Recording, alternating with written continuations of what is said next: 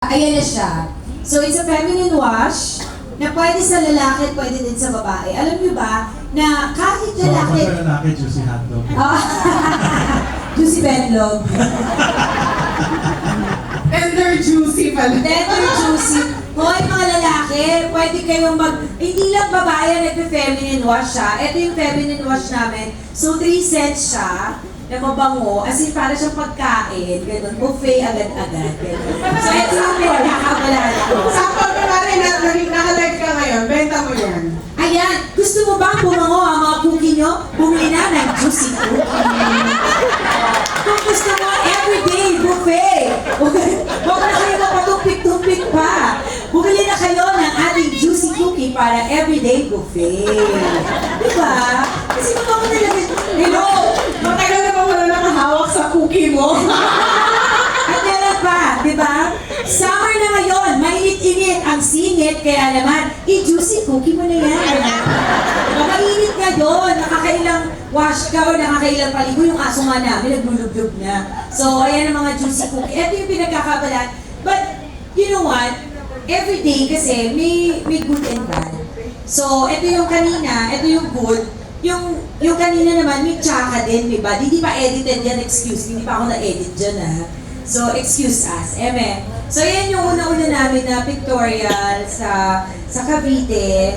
Dun sa, ano sa mga yun, sis? Kay Labne. Oo, yan. So, sa kay Labne.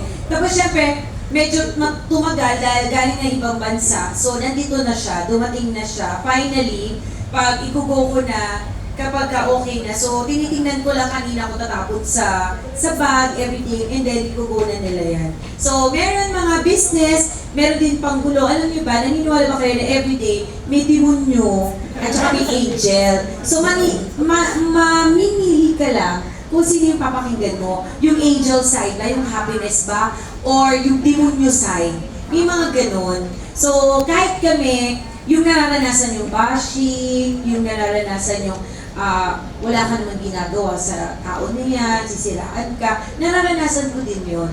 So, everyday, ginagawa ko, dinidedma ko na lang sila. Like, for example, may nagchika, forward, dedma na lang ako. So, I always focus on a good side, and never akong nanood ng kalaban ko or ng same industry. Why? It's because, puro din sa akin ni Dada na syempre first time ko sa direct selling. Sabi niya sa akin, huwag kang manonood ng mga taong same ng business or same ng nature ng business mo. Why? It's because madidi-focus ka. Mawawala ka. Hayaan mo sila lang ang laging manggaya. By the way, pagmamalaki ko lang, kahit i-post nyo, Kim's Diary is the first, as in first, na naglabas ng sachet na nakakat po siya. So, yun yung Million Glow. Kung kayo ay laging bumibili sa online, Shopee, Lazada, TikTok, Facebook, sa mga kung anik-anik, wala pang mga pouches na nakakat. Even sa drinks. So, Kim's Diary yung first na pouches na nakakat. So, ito naisip ko kasi, di ba medyo mahal yung mga feminine wash, di ba? And syempre yung mga babae, kailangan pag gumano nahanginan ng very, very light dye, kagaya naka-skirt ako. Hindi pwede kakalagi ako nakaganyan, di ba? Minsan talaga bukhakanan talaga ganyan, para presko ba? So yung mga aso nga, naiinitan tayo pa. So, tawang-tawa yung mga nandyan. Gusto nyo ba Excited na yan sila. Yes. So sabi ko, affordable, kasi inisip ko lagi, kailangan parang effort, effective, pero affordable siya. So naisip ko, sa sachet, kasi pwede mo siyang itapon. Pagka sa plastic, mas mahal yung bote. So sabi ko, bakit ka magbabayad para lang sa bote? Pwede ka naman magbayad sa mahal sa active ingredients sa loob rather than yung bote. Kasi pag pinaganda ko yung bote, magkukost pa yun ng mahal. Tapos itatapon lang din. So sabi ko, mas cute, di ba? Handy siya, tapos pwede mo ilagay sa bag. Pag naubos kasi siya, pwede mo siya itapon. Kasi ano lang siya kumbaga pouch or sachet lang talaga siya. So yun na.